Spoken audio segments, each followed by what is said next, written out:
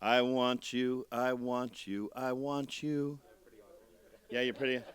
Uh, in a cave with a dead magazine, in the cave at the tip of a lily, something like this. In a hallway where love's never been. Anybody? Leonard Cohen. Oh, Leonard Cohen wrote that. Actually, no, he didn't. We are celebrating Lorca tonight. Lorca, yeah. So that beautiful, beautiful Leonard Cohen poem, song, is actually a Lorca poem. Federico Garcia Lorca, all the best steal from all the best, was born in 1898 and he died in 1936. He was murdered in 1936 in Spain. The circumstances of his probably official murder remain unsolved. His body has not been found. In his short life, he had a profound impact not only on the intellectual life of Spain, but the intellectual life of Europe and the world. But it would be presumptuous of me to speak to that when we have Guillermo Verdecchia in the room. So what I'm going to do, we're going to hear from two people. We're going to hear from Guillermo, and Guillermo is going to talk about Lorca, whose work he has just been working on. He has just been working on this sangre. How do we say? There you go, blood wedding. Lorca wrote many poems and was also a theater director and wrote many plays. The most famous of his plays, the plays that are sort of considered canonical, if you will, are a trilogy which is referred to as the Rural Trilogy, which is Yerma and The House of Bernarda Alba and this Blood Wedding. These are the three best known. There's another one called 5 Years Past, which is really wonderful, that Guillermo's also done a translation of that here at Soulpepper. But what Guillermo's going to do is give you a little context on where Lorca comes from and where he sits, and about this play. Then Aaron Brandenburg is going to come up and tell you a little bit about this, I believe, about the specific story of this play and how this play itself came from an actual event. And I think you went to the actual place, you and your husband went to the actual place of that event. But before we get to Erin and her story on this, I want to invite our dramaturg and head of new play development and director of the Soulpepper Academy Directors Program and resident artist Guillermo Verdecchia to the stage. Guillermo. So Albert makes it sound like I actually know something about Lorca. He's just basically stated everything that I know about him. He was born in 1898 in Fuente Vaqueros in the south of Spain. Lorca grew up or was hugely influenced, was around that period of very exciting time of the European the first avant-garde. And so was deeply influenced by all of those artists and those movements. In particular, he was influenced by the symbolists and the surrealists. So what makes him really interesting is that he combines those influences with a kind of, how to put this, sort of nativist Spanish folklore. And it's important to point out that Lorca is not a journalist. When Lorca writes about Spain, he's writing about an almost mythic place. He's not really writing about the Spain that existed at the time. He's writing about a Spain that maybe existed 10, 20, 30, 40 years earlier. He's writing about a Spain of the imagination. He's writing about a Spain that has, in some ways, faded. But it's a kind of mythic Spain that endures in the Spanish imagination and the European imagination. And he combines that with this surrealist and symbolist tendencies and impulses. So there's a very interesting conflict or tension here between this kind of earthy, chthonic, peasant, indigenous Spanish folklore, imagery, and language, and this kind of elevated psychological surrealist imagery and poetry we come up against in his work again and again and again. It's important to note that Lorca was first famous as a poet, and he wrote a number of really important and beautiful books of poetry, which made his name. And again, these are kind of these Spanish, almost folkloric visions of Spain. It would be like a contemporary Canadian poet writing about the West before we had a railroad or something like that. A contemporary poet looking back in some way to a kind of mythic Canada or a mythic North. That's sort of what Lorca is doing. But infusing this with a very dreamy, surreal image repertoire.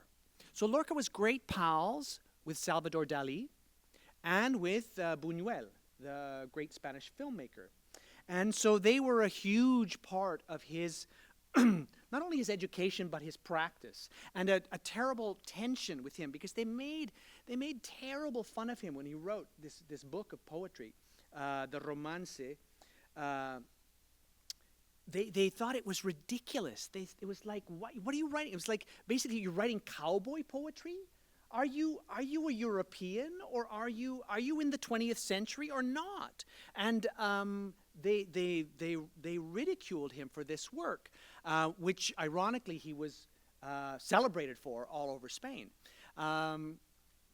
So he's got that piece and this kind of European avant-garde at the same time. And these two influences, I think, are clearest perhaps in his theater and perhaps in the play you're going to see tonight. So as Albert said, he's famous for these three rural tragedies. Blood Wedding, Yerma, and Bernarda Alba. But he wrote a number of other plays as well that are not as well known, which he claimed were the plays he was really interested in. And that he only wrote these three to please people and to make some money so that he could get these other plays produced. And these other plays are super weird. They're really interesting, and they're not like these rural tragedies. They're not set in rural Spain. They're often set in the city. They're deeply, often psychological. They're kind of fantastic. Again, there are some very surreal elements to them. They don't make a kind of logical, linear sense, but they have the sense of a dream, if you will, or the sense that the unconscious has, if you will. So those are plays like 5 Years Pass, or plays like The Public. But in the play, for example, tonight in Blood Wedding, I hope you'll hear this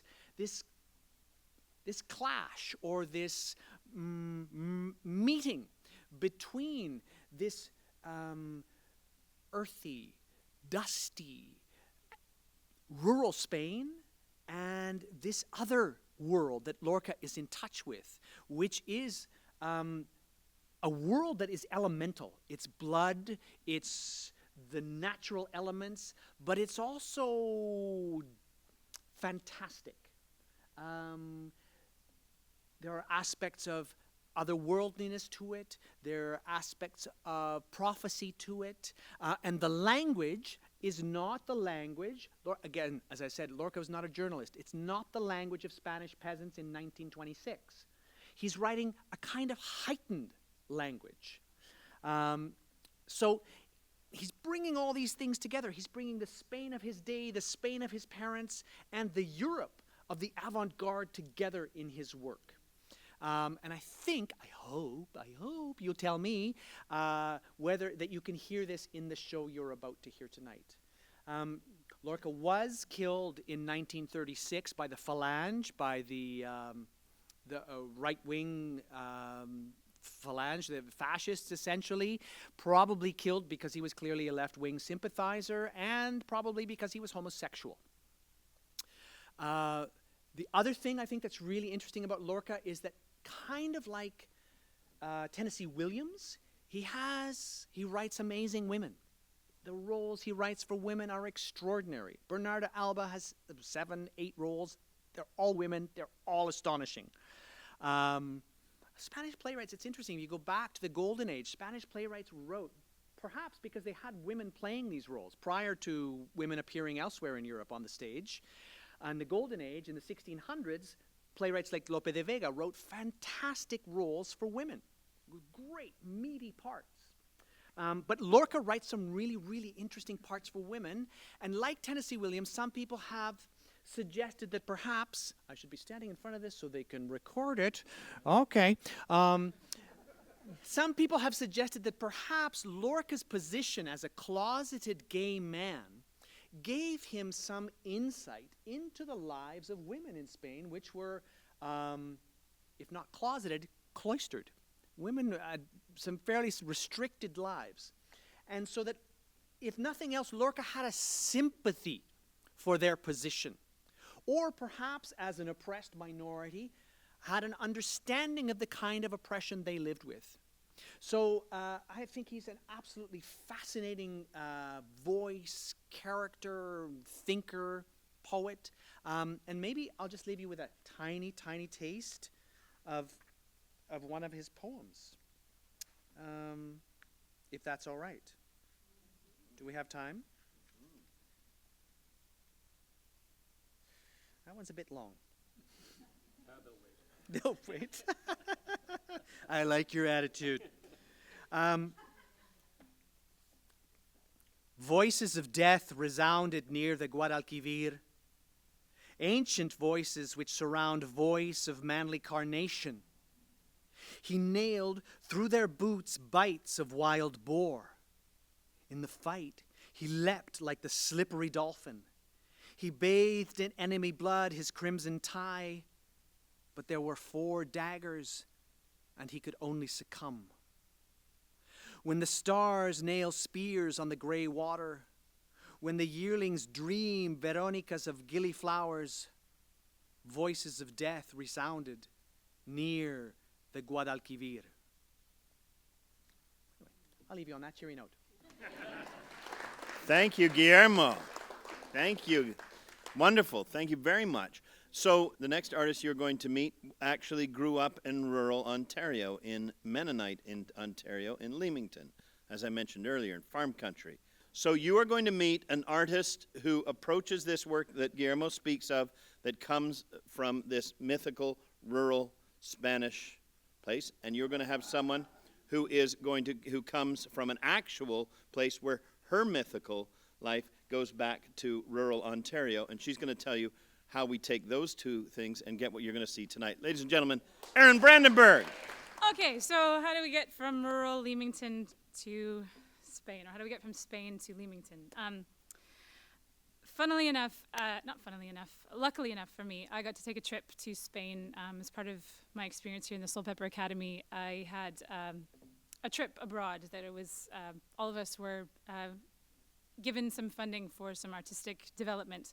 So I took the opportunity and took a trip to Spain, because why not? And ended up going to Granada and to Níjar, which is where the actual bloodletting event happened. Is in this tiny, tiny little place. Actually, there's nothing there. It's in the middle of the desert. It's now in an area. It's in Almeria province. If anyone's been there, it's actually now called the plastic desert, because with recent technology, they've now covered the desert with greenhouses. So now, instead of seeing miles and miles and miles of empty, beautiful land, you see miles and miles and miles of white plastic spread out over the hills, which was a surprise to me, and actually really strange, because coming from Leamington, Ontario, if anyone's been to Leamington, Ontario, it's now beautiful earth covered by miles and miles and miles of glass greenhouses. So the strange thing being, I'm coming to this place where I'm expecting to find this, exotic foreign land, which I don't understand, and I'm really gonna learn about Spain and what this play means. Instead, I saw actually pictures of people that I grew up seeing, migrant workers working in the fields, greenhouses, rows and rows of folks working, and actually literally passed a field and went, I could stop this picture right now and not be able to tell you if I'm in Leamington or if I'm in Spain. Just you replace the the Muslim women with Mennonite women, and some of the African workers with Jamaican workers were in the same place. So that was really interesting for me. Of course, this is Spain now, not the Spain that Lorca was writing about, but I think it shows how there's a lot of things in this world that are, you know, translatable and are certainly in the modern world that we can connect with. So the other thing about Lorca that no one has mentioned is actually before he was a poet and before he was a playwright, he was a musician. And that was actually his passion. And so if you read his poetry, if you read his plays, they are infused with this sense of music, of rhythm, of kind of this sense of how words and how rhythms flow together to create a larger thing. And so the first step in translating this piece, or in my understanding of it, was that I couldn't even imagine approaching it without music. That music was actually the key for me, and the linchpin of it was that this play was based on a story of this tiny event that happened in this rural town, where a woman ran away with her first cousin that she had an affair with when she was a child, and her brother-in-law killed him on the road. That was kind of the night before her wedding. That was basically the events that happened. And it was quite sensational. They ran away on a horse, and, you know, it was very romantic, and it was in the newspapers. And so Lorca picked this up, and he created a fiction. And like Guillermo has mentioned, it's sort of taken these non-fiction events, but combined them with mythical qualities to create this piece that it's familiar and yet it's not. It's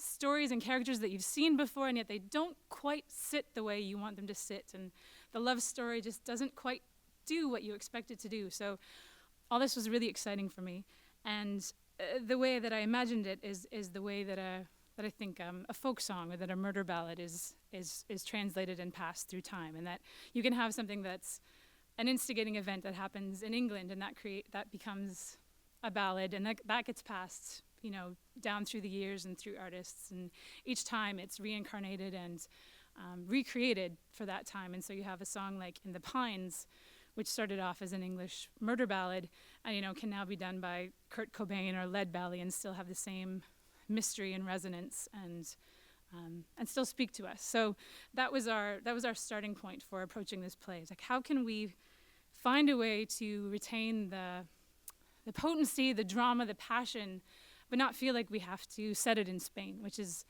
not a place that any of us are from. But how can we find it in ourselves, and how can we find it in the words and in the rhythms and in the music? So you'll see tonight a score. There's music. There's a lot of music in this piece. Some of the songs are part of the play. Some we've added to it. See if you can figure out which ones. And also Guillermo's text, I think, has really captured the sparseness of Lorca's language, but also its poetry and its mystery. And so, yes, that's all I have to say. Thank you. Enjoy the show.